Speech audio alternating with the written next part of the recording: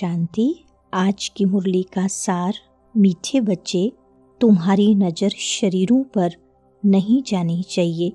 अपने को आत्मा समझो, शरीरों को मत देखो। प्रश्न है, हर एक ब्राह्मण बच्चे को विशेष किन 2 बातों पर ध्यान देना है? उत्तर है, पढ़ाई पर, दैवी गुणों पर। कई बच्चों में क्रोध का अंश भी नहीं है।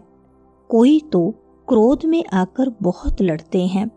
बच्चों को ख्याल करना चाहिए कि हमको दैवी गुण धारण करके देवता बनना है। कभी गुस्से में आकर बातचीत नहीं करनी चाहिए।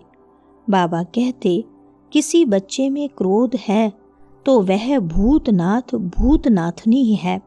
ऐसे भूत वालों से तुम्हें बात भी नहीं करनी है।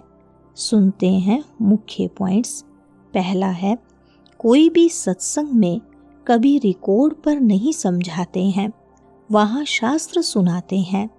जैसे गुरुद्वारे में ग्रंथ का 2 वचन निकालते हैं, फिर कथा करने वाला बैठ उनका विस्तार करते हैं।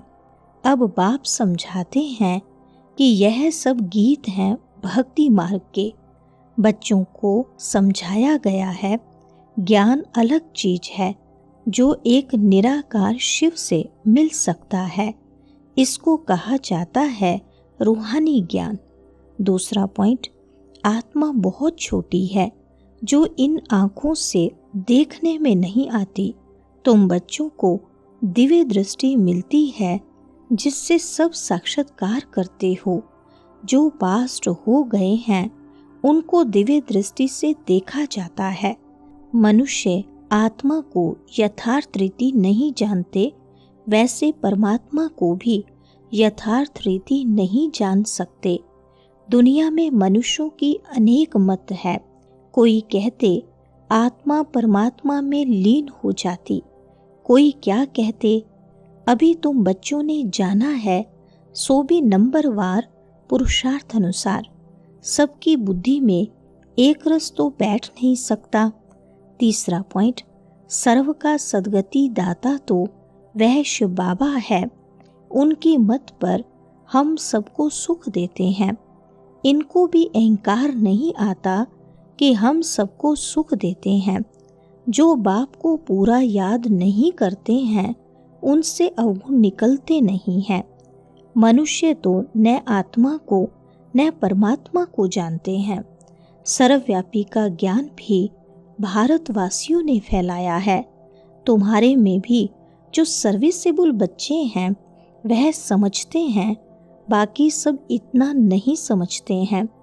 अगर बाप की पूरी पहचान बच्चों को हो तो बाप को याद करें, अपने में दैवी गुण धारण करें। चौथा पॉइंट, बाप कहते हैं, मैं तुम बच्चों को इतना ऊंच से ऊंच बनाता हूँ, मेरे से भी बच्चे तीखे चले जाते हैं। लक्ष्मी नारायण की भी कोई निंदा नहीं करेंगे। भल श्री कृष्ण की आत्मा तो वही है, परंतु न जानने कारण निंदा कर दी है। लक्ष्मी नारायण का मंदिर भी बड़ा खुशी से बनाते हैं। वास्तव में बनाना चाहिए राधे कृष्ण का, क्योंकि वह सतो प्रधान है। यह उन्हों की युवा अवस्था है तो उनको सतो कहते हैं। वह छोटे हैं इसलिए सतो प्रधान कहेंगे। छोटा बच्चा महात्मा समान होता है।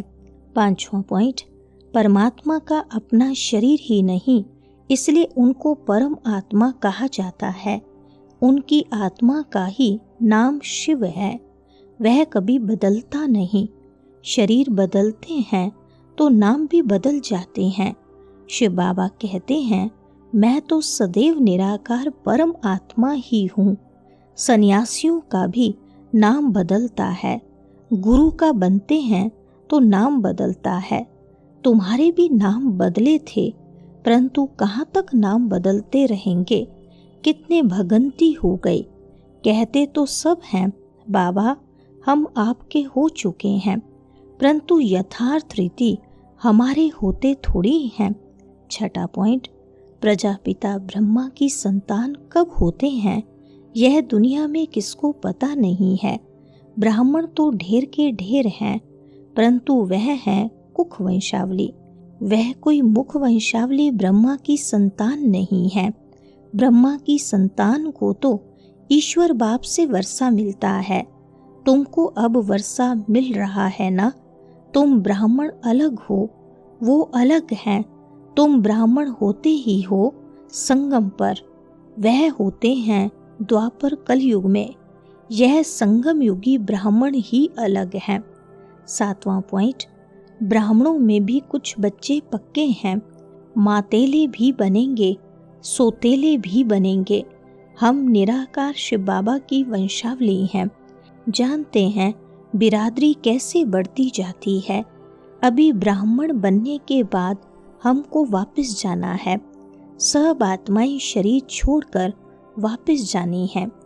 पांडव और कौरव दोनों को शरीर छोड़ना है। तुम यह ज्ञान के संस्कार ले जाते हो, फिर उस अनुसार प्रारब्ध मिलती है। वह भी ड्रामा में नूंद है। फिर ये ज्ञान प्राय लोप हो जाता है। तुम प्रारब्ध भोगते हो। 8वां पॉइंट, तुम्हारे भक्ति मार्ग में भी चित्र रहते हैं। सतयुग में किसका चित्र आदि नहीं रहता।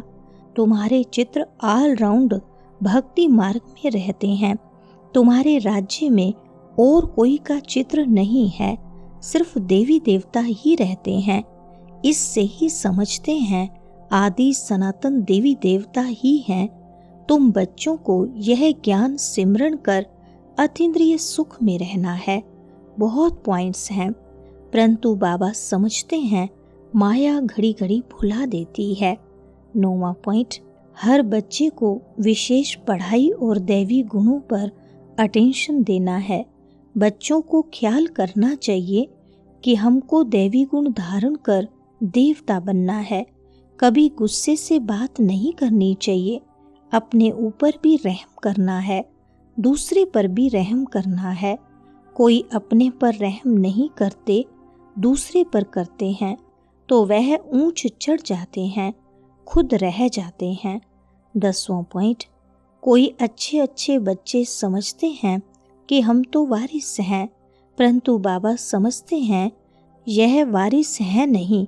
वारिस बनने के लिए भगवान को अपना वारिस बनाना पड़े, यह राज समझाना भी मुश्किल है। भगवान को कोई वारिस बनाए तो मिल्कियत देनी पड़े, तो बाप फिर वारिस बनाए।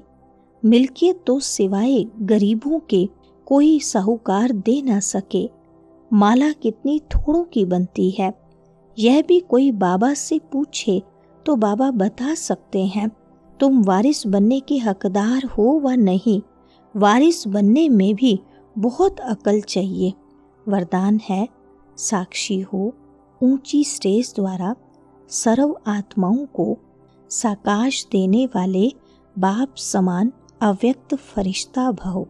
विस्तार है, चलते फिरते सदैव अपने को निराकारी आत्मा और कर्म करते अव्यक्त फरिश्ता समझो तो सदा खुशी में ऊपर उड़ते रहेंगे। फरिश्ता अर्थात ऊंची स्टेज पर रहने वाला। इस देह की दुनिया में कुछ भी होता रहे, लेकिन साक्षी हो, सब पाठ देखते रहो और साकाश देते रहो। सीट से उतरकर साकाश नहीं दी जाती। ऊंची स्टेज पर स्थित होकर वृत्ति दृष्टि से सहयोग की, कल्याण की साकाश दो। मिक्स होकर नहीं, तब किसी भी प्रकार के वातावरण से सेफ रह बाप समान अव्यक्त फरिश्ता भव के वरदानी बनेंगे। स्लोगन है, याद बल द्वारा दुख को सुख में और अशांति को शांति में परिवर्तन करो। अच्छा, ओम शांति।